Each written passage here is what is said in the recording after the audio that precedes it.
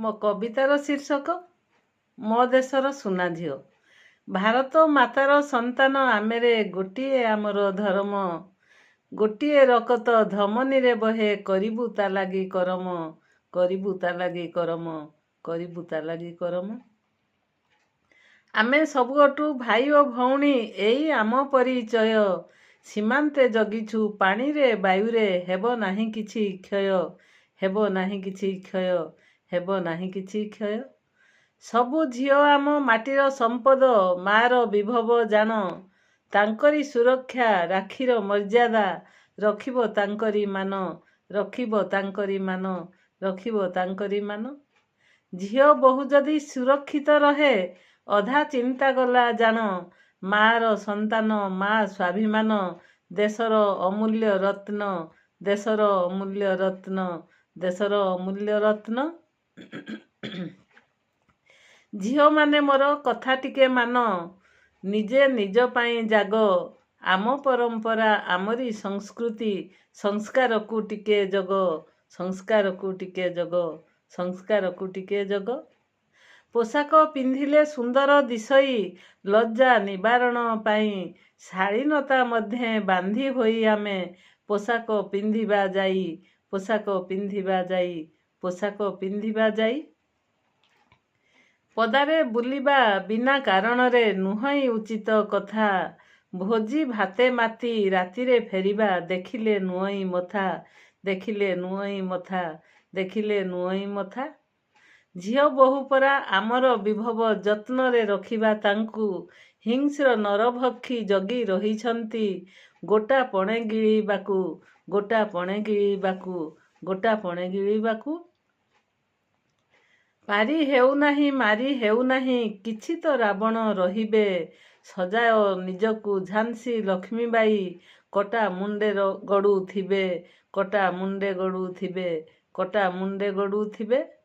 ନିଜ ପାଇଁ ଲଢ଼ ହାରିଯାଅ ନାହିଁ, ପଛ ଘୁଞ୍ଚା ଦିଅ ନାହିଁ, ଆତ୍ମାହୁତି ନୁହେଁ ବୀରାର ସମ୍ମାନ, ଦୋଷୀ ଦଣ୍ଡ ପାଏ ନାହିଁ, ଦୋଷୀ ଦଣ୍ଡ ପାଏ ନାହିଁ, ଦୋଷୀ ଦଣ୍ଡ ପାଏ ନାହିଁ।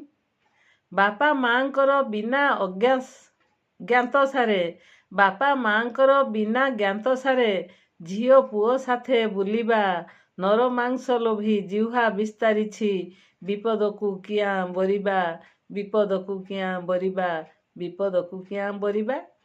ବାପା ମାଙ୍କର ଲକ୍ଷ୍ମଣ ଗାରକୁ ଅତିକ୍ରମ ନ କରିବ, ସତୀ ସୀତା ପରି ବିପଦକୁ ବରି, ଅପହୃତା ହୋଇଯିବ, ଅପହୃତା ହୋଇଯିବ, ଅପହୃତା ହୋଇଯିବ। ବାପା ମା କେବେ ଅହିତ ଚାହେଁନା, ଝିଅ ପୁଅ ଆଖି ଦୁଇ, ଆଖି ନଷ୍ଟ ହେଲେ ଅନ୍ଧକାରମୟ, କି ହେବ ସେ ଆଖି ଥାଇ, କି ହେବ ସେ ଆଖି ଥାଇ, କି ହେବ ସେ ଆଖି ଥାଇ।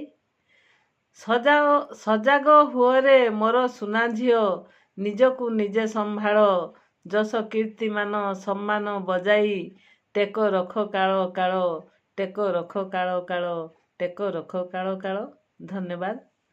ମୋ ଦେହ ତ ବହୁତ ଅସୁସ୍ଥ ଅଛି, ମୁଁ ରେକର୍ଡ଼ିଂ କରିବା ପରିସ୍ଥିତିରେ ନାହିଁ, ହେଲେ କେତେଜଣ ମୋତେ ଅନୁରୋଧ କରିଥିଲେ ଯେ ଆପଣ କବିତା କିଛି ଛାଡ଼ନ୍ତୁ, କବିତା କିଛି ପୋଷ୍ଟ କରନ୍ତୁ। ସେମାନଙ୍କର ଅନୁରୋଧ ରକ୍ଷା କରି ମୁଁ କେତୋଟି କବିତା ରେକର୍ଡ଼ିଂ କରିବା ପାଇଁ ବାଧ୍ୟ ହେଲି। ସେମାନଙ୍କ କଥାକୁ ମୁଁ କାଟିପାରିଲି ନାହିଁ। ମୁଁ ଧନ୍ୟବାଦ ଦେବି ସମସ୍ତଙ୍କୁ ଯେଉଁମାନେ ମୋତେ ସପୋର୍ଟ କରୁଛନ୍ତି। ଇଏ ମୋର ଗୋଟିଏ ଖୁସି, ଏ ଗୋଟିଏ ମୋର ସମୟ ବିତେଇବାର ଏକ ସୁନ୍ଦର ପ୍ଲାଟଫର୍ମ। ମୁଁ ଯେହେତୁ ଏକା ରହୁଛି, ସମୟ କେତେ ବା ଇଆଡ଼େ ସିଆଡ଼େ ଦେଇପାରିବି, ଘରେ ବସି ବସି ଇଏ ହେଉଛି ସୁନ୍ଦର ପ୍ଲାଟଫର୍ମ, ଯେଉଁଥିରେ ମୁଁ କିଛି ସମୟ କଟେଇ ପାରୁଛି, ଆପଣମାନଙ୍କୁ ଖୁସି କରିପାରୁଛି, ଆପଣମାନଙ୍କ ମୁହଁରେ ହସ ଫୁଟେଇ ପାରୁଛି, ଆପଣଙ୍କ ଜୀବନର କିଛି ଗତିପଥକୁ ସୁନ୍ଦର କୁସୁମିତ କରିବା ପାଇଁ ଏକ ସୁନ୍ଦର ପ୍ଲାଟଫର୍ମ ତିଆରି କରିଛି। ଧନ୍ୟବାଦ। ଆପଣଙ୍କୁ ଯଦି ମୋ କବିତା, ମୋ ଭିଡ଼ିଓ, ମୋ ସର୍ଟସ୍ ଭଲ ଲାଗୁଥିବ ତାହେଲେ ମୋ ଚ୍ୟାନେଲକୁ ସବସ୍କ୍ରାଇବ୍ କରିବେ, ଲାଇକ୍ କରିବେ, ସେୟାର କରିବେ ଏବଂ ସୁନ୍ଦର ସୁନ୍ଦର କଥା କମେଣ୍ଟ ମାଧ୍ୟମରେ ଲେଖି ମୋତେ କମେଣ୍ଟ କରିବେ। ଧନ୍ୟବାଦ।